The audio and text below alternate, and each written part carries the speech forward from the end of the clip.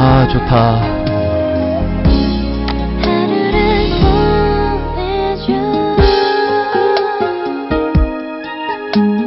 귀여운 것.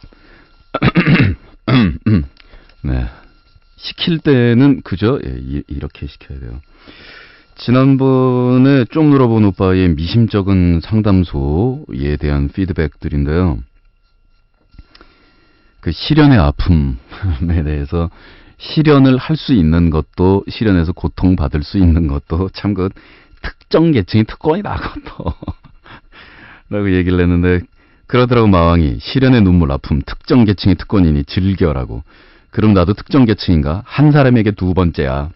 그럼 나는 최고의 특정 계층이겠구만. 특정 계층이라는 말은 좋은데 즐기라는 말은 별로야. 아픈 걸 즐긴 사람이 몇이나 있을까? 변태일 거야.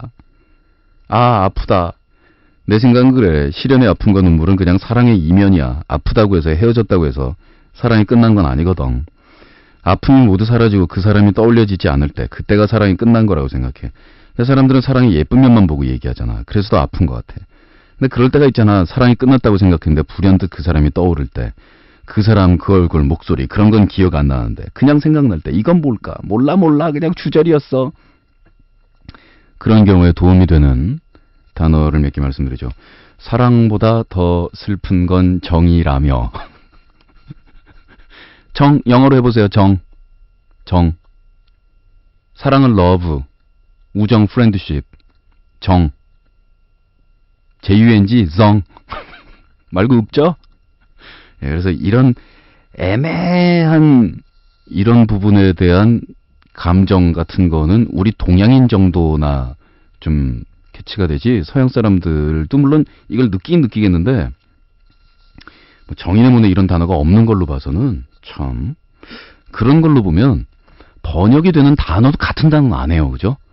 love를 우리가 한국말 중에서 제일 비슷한 말을 대입시켜서 사랑이라고 번역을 하는 거지 영어에서 love가 우리가 얘기하는 사랑하고 똑같은 건 아니에요. 우리가 얘기하는 우정이 영어의 friendship에 해당이 된다는 거지 뭐 그렇다고 100% 일치하는 건 또 아니에요. 최고의 특정 계층이겠군. 한 사람에게 두 번째. 이런 경우에는 특정 계층의 특권이 즐겨라는 얘기 하지 않고요. 제가 그만 좀 하세요 좀. 한 사람에게 두 번째는 그거는 우리말 표현 가운데서 이제 절묘한 한문 들어가면 안 되는 이런 식의 표현을 하면은 질퍽된다고 얘기해요. 왜 질퍽되느냐 하면 비 오는 날 진창길인데 장화를 신고 가요. 자기는. 근데 장화를 신고 가니까 자기는 괜찮아요. 그래서 걸음 행보가 커져요. 장화 신고 가니까 이렇게 퍽퍽퍽 성큼성큼 걸어도 괜찮거든. 근데 그러면 옆 사람은 진흙이 튀겨요. 그 다음에 장화도 안 신었는데 질퍽된 사람이 있어요. 그건 뭐냐면 이미 젖은 사람이에요. 자기는 신발이고 바지자락이고 벌써 박살났거든요. 그러니까 에라 모르겠다. 이왕베리몸이라고 생각하고 퍽퍽퍽퍽 밟고 가면 옆 사람 튀겨요. 보통 한 사람한테 두 번 이상 실현하는 사람은 주위에 민폐를 끼쳐요. 민폐를. 상담해주기도 지겨워요. 예? 영순이가 가서 동섭이한테 한번 채이고 두 번째 만수한테 한번 가가지고 실현을 해가지고서 만수도 동섭이랑 똑같아. 그러게 남자들은 똑같았잖아. 예, 이런 얘기하고 있는 거 괜찮은데 또 동섭이야. 예? 그 다음에 또 가서 동섭이랑 또 붙어요. 그러면 그 다음에는 상대를 안 해줍니다. 편의점 찌질군. 예, 주말에 두 번씩 만나서 일을 하는 복 받은지 아쇼. 한 달에 8번 만나 같이 일도 해. 복도 넘치는 인생이네. 싸이 스토커질이라든가 뭐 나도 비슷한 처지이긴 허나 가로 열고 하루에 3번 이상 안 들어가려고 애쓴다. OTL. 난 간간히 올려주시는 사진 외에는 대면할 기회도 없다고. 이유를 만들어서 가는 방법밖에 없는데 많이 보면 한 달에 한 번? 말이 좋아 한 달에 한 번이지. 못 본 지 한 달 반이 넘어가는구나. 2달인가 기억도 안 나. 어째 맨날 수영복 입은 모습 보는 수영 강사는 눈에 안 들어오고 엄한 사람이 마음에 박혀서 골치가 아프냐고. 사람 좋아하는 짓도 아무나 하는 게 아닌가 부아. 세상에 쉬운 일이 있깐 스카. 그래서 아마 그 그리스 로마 신화에서 큐피트가 어린 아이의 모습으로 화살을 쏘는 그런 모습으로 묘사가 됐나 봐요. 어린 아이니까 좀 무책임하고 그러니까 이 화살을 아무나 일단 갈겨버리잖아요. 그래서 이게 참 마음같이 안 된다라는 거. 자, 이번 주의 상담은, 이번 주가 아니구나. 참, 이거 주간 코너가 아니지. 아이디가 뭐 하는 놈이야 라는 아이디를 가진 분이 보냈습니다. 스카. 네, 이런 상담이로군요. 스카. 네, 다음 상담. 미쳐버렸. TV가 참 애들 다 배려나요. 내 고민이 아니라 절친한 내 친구 얘기라는 걸 먼저 할게. 친구는 24살이야. 2월달에 제대해서 민간인 둘 호봉인데 아직도 군대 안 간 놈 같아. 성격 하나 안 변하고 징그런 놈. 친구에게 문제가 생겼어. 좋아하는 누나가 생겼다는 것이지. 살아가면서 누나가 좋아졌다면 뭐 어떠냐 하겠지만 말같이 쉽지가 않아. 누나하고 이놈은 12살 차이고 더욱이 그 누나는 결혼해서 2명의 애까지 있으니까 이모라고 불러야 될지 모르겠는데 아무튼 누나는 카운터를 보고 있어. 그 뒤에 이제 누나 얘기하고 뭐 줄줄이. 여자라고는 20살 넘어서 처음 만났다가 이 녀석은 단번에 깨져버렸지. 지금까지 2명하고 만났다는데 둘 다 처음엔 남자친구가 있었는데 지가 도중에 가로챘다는군. 그러다 후에 다른 남자 생겨서 둘 다 도망갔다라고 하는데 남 눈에 눈물 나오게 하고 네 눈엔 눈물 안 나올 것 같으냐 뭐 이런 상황이죠. 문제는 이놈이 그동안 너무 외로워서 자기한테 조금만 잘해준 여자한테 아무 생각 없이 마음을 연 것 같아. 12살 연상에 아이 2명 딸린 유부녀라는 게 말이야. 또래 여자애들은 얼굴도 이쁘고 키도 커서 내가 보기엔 그 친구들하고 친하게 지내라고 하고 싶지만 아무래도 자신감 부족으로 친구들한테 말도 한 번 못 붙여본 것 같으니 이 찌질을 어떻게 해야 할지 모르겠고 그 누나 찾아서 뭐라고 말도 하기 그렇고 어떻게 해야 이 친구를 그 누나한테 있는 마음을 닿게 할 수 있을까. 이 찌질이가 더 큰 사고 치기 전에 빨리 해결을 해야 될 것 같은데 도와줘 마. 제3자는 끼지 마세요. 이게 저희 상담입니다. 남의 남녀 일에 끼지 마라. 이거는요 정말 살아가면서 보면 평범한 문장인 것 같은데 상당히 무게감 있는 문장들 중에 하나예요. 남의 남녀 일에 껴들지 마라. 남의 일에 간섭하지 마라. 근본적으로 저희 좀 놀아본 오빠의 미심쩍은 상담소는 막 내가 사랑 때문에 죽겠어라는 상담에 응하지 내 친구가 이런 문제가 생겼어. 그것도 응하는 종류가 따로 있고 응하지 않는 종류가 있습니다. 이 경우에 당신 친구가 당신에게 고민을 털어놓고 문제가 있다라고 호소하고 있지 않고 이 두 사람 사이에 실제로 어떤 일이 벌어진 것도 아니고 이게 무슨 뭐 연애 상태로 들어간 것도 아니고 단지 뭐 하는 놈이야 군이 생각할 때에 이 사랑은 말이 안 된다라는 당신의 편견만이 존재합니다. 자, 상대방은 12살 연상이고 아이가 둘 있는 유부녀다. 케이스가 말입니다. 이게 무슨 인생 극장은 아니지만 화면 반으로 갈라볼까요? 말렸을 경우와 안 말렸을 경우. 자, 인생 극장. 빰빰빰빰빰빰빰 빠라바밤 빠밤 이건가 음악이? 네. 그렇다고 쳐서 아니 그걸로 반을 가르지 말고 그 12살 연상의 애 둘 딸린 유부녀와 둘이 사랑을 하게 된 경우에서 반을 갈라보겠습니다. 자, 일단 불륜이 돼버립니다. 남편이 그 사실을 알게 됩니다. 이 둘 사이는 이미 은밀한 관계입니다. 예, 사방에 이 소식이 알려지고 그 연인인 상대방 여자분은 친척들과 많은 주위 사람들이 보는 앞에서 수치를 당하고 사회에서 매장되고 아이들은 그 사실을 알게 되어서 엄마에게 배신감을 느끼면서 상처를 받게 되고 그 상대방 남편과 이 친구 사이에서는 칼부림이 오고 가고. 자, 이게 왼쪽 화면입니다. 오른쪽 화면. 이 두 사람은 사랑에 빠졌습니다. 자, 그 12세 연상의 유부녀분은 사실은 남편과의 사랑은 상당히 오래전부터 식어서 가정 형태만 유지되고 있었던 형태다라고 얘기 끌고 가기 편하게 양심의 가책을 우리가 안 받게 상황을 설정을 해봅시다. 그리하여 이 두 사람은 이혼을 하게 되고 그 사이에서 누나 하면서 잘 따르던 그리고 평상시에 무척 권위주의적이며 이 일방통행으로 사랑을 느끼기 힘들던 남편에 비해서 12살 연하에 참 이 곰살맞은 남동생 같은 이 남자에 대해서 이 여인은 사랑을 느끼게 되며 한편 오빠 같기도 하고 아빠 같기도 한 이 새 아빠와 이 두 아이는 무척 잘 지내게 되고 그리고 군대 갔다 와도 전혀 철 들지도 않고 참 이 불안불안한 이 자식을 12살 연상의 원숙한 여인이 들어와서 잘 컨트롤 해주고 나니 사회생활도 일도 잘 풀려서 시부모님은 무척 기뻐하면서 며느리를 예뻐라 하게 되고, 요즘 세상에 애 낳기 힘들다는데 옵션으로 애 둘까지 달고 온 이 며느리를 눈에 넣어도 안 아프다라고 하면서 예뻐하게 되죠. 자, 이런 상황이 안 생긴다라고 누가 장담할 수 있어요? 실제로 제가 주위에 알고 있는 건수만 해도 지금 몇 개인데요. 아니, 저는 이런 케이스를 실제로 한 건이 아니고 몇 건을 이미 알고 있어요. 물론 그에 못지않게 결혼한 관계 이외의 연애담과 뭐 정사와 이런 것들로 인해서 가정이 깨지고 이 명예가 손상을 당하고 폭력이 오고 가고, 참 이 사랑도 두 사람이 온전하게 예쁘게 할 때는 사랑인데 주위에 이제 이런 게 치정이라는 단어로 바뀌게 되면은 그거만큼 또 씁쓸한 게 없는 것이거든요. 자, 그런데 이 인생 안에서 어떠한 가능성으로 가게 될지는 아무도 몰라요. 그리고 좋은 쪽으로 갈지 나쁜 쪽으로 갈지 그 가능성이 9대 1이라고 해도 그건 남이 간섭할 수 있는 부분이 아니에요.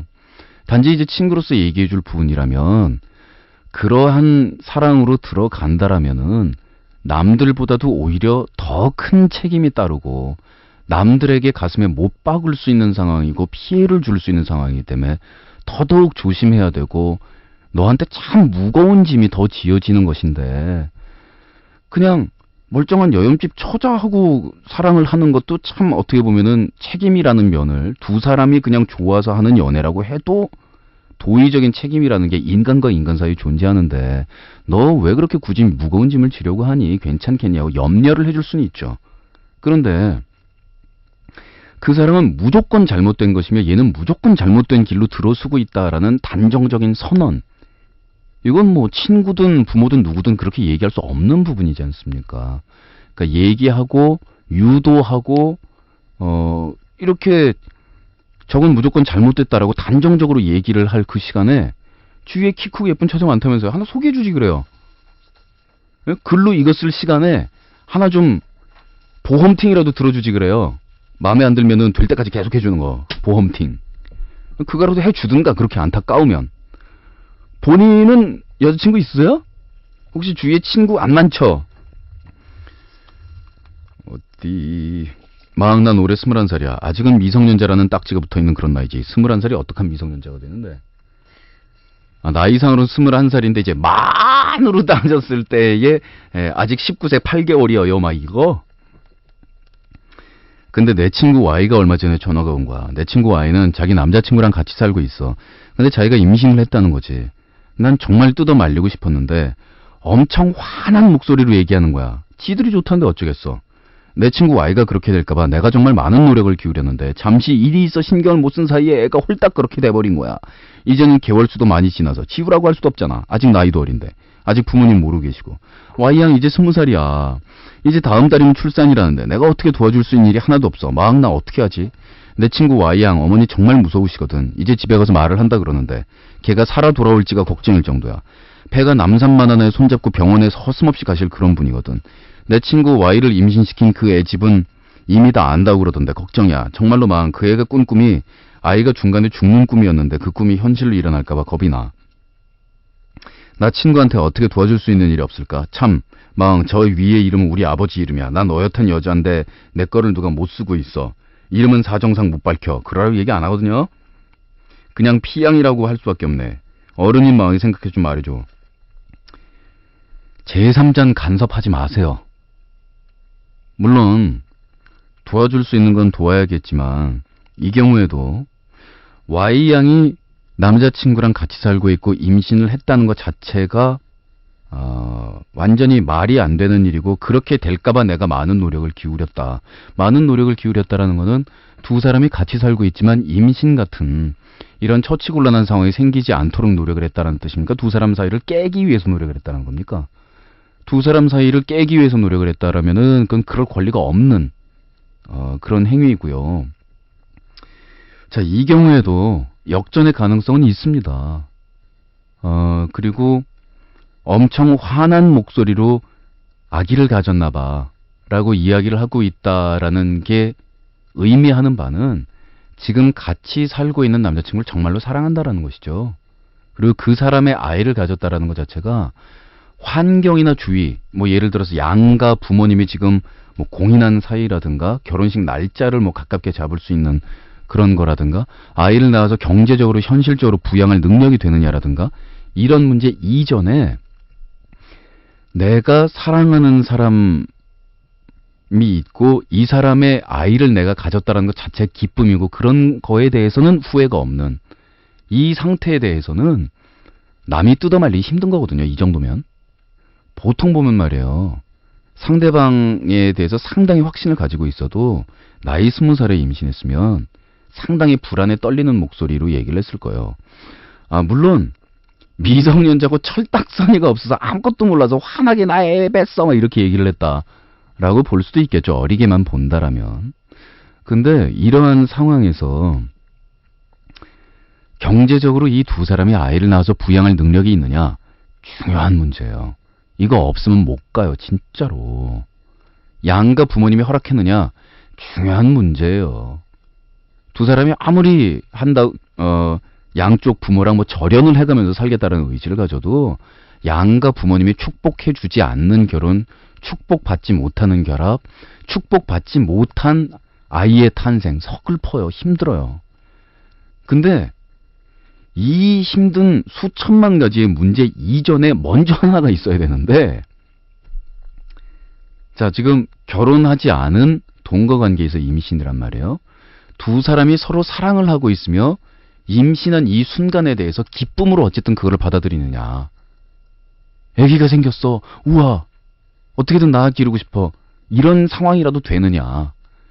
그 다음에 또 산적한 엄청나게 많은 문제, 뭐 경제, 부양 문제에서부터 환경 어떻게 마련할 것인가, 이 현실적인 문제를 제가 얕봐서 하는 문제 아니거든요. 엄청나게 세다는 거 알아요. 근데 그 이전에 가장 근본적인 문제, 축복받는 탄생이기 위해서는 축복받는 임신이어야 하는데 기쁨에 찬 임신이야 이거예요. 기뻐하는 목소리를 얘기하고 있다면서요, Y양이. 자, 그러면 상황은 여러 가지 있겠죠. 양가의 허락은 어떻게 받을 것이며, 그 남자친구가 신랑이 몇 살이며 직업이 있는지 뭐 이런 얘기는 안 쓰셔서 잘 모르겠네요. 사실 신부가 20살 어린 신부라고는 해도 남자친구가 지금 멀쩡히 직장 있고 부양 능력이 있고 그러면 그 다음에 남자친구가 여자친구 집이 아무리 엄해도 가가지고서 머리 박 터지도록 두들겨 맞고 어떡합니까 지금 애기 생겼는데 결혼시켜주세요. 울고불고 쫄라서 해피엔딩 치면 되죠. 꿈은 그렇게 좋은 꿈은 아니네요. 그 해몽계통에서 볼 때는 극구 피하고 싶어하는 종류의 꿈 중에 하나입니다만은 뭐 어떻게 될지는 이제 앞으로 봐야 알겠고요. 나 친구한테 어떻게 도와줄 수 있는 일이 없을까? 그게 임신한 상태에서 그게 무슨 중절이 되든 어떻게 되든 친구가 도와줄 일 많아요. 많지만 친구라면 어쨌든 간에 이 두 사람이 만나는 것을 막지 못했다면 지금 이런 상황이면 어떻게든 생명을 살리고 두 사람을 합법의 결혼 제도 안에 이르게 하고 양쪽 부모님한테 행복하게 승인을 받고 이런 방향이 될 수 있도록 도와주고 격려해주고 하는 방향으로 가는 것이 옳겠죠. 어떻게 해요? 모든 사람이 행복하고 해피하기 위한 방법은 지금 아이를 지우는 방법은 아닌 것 같은데요. 지운다라는 표현도 참 무책임한 표현이에요. 그죠? 그게 무슨 지운다라는 참 우리 일반 사람들 양심의 가책을 덜기 위해서 청소년 성매매를 원조교제라고 이렇게 스리슬쩍 이야기하듯이 그런 표현 중에 하나인 것 같아요.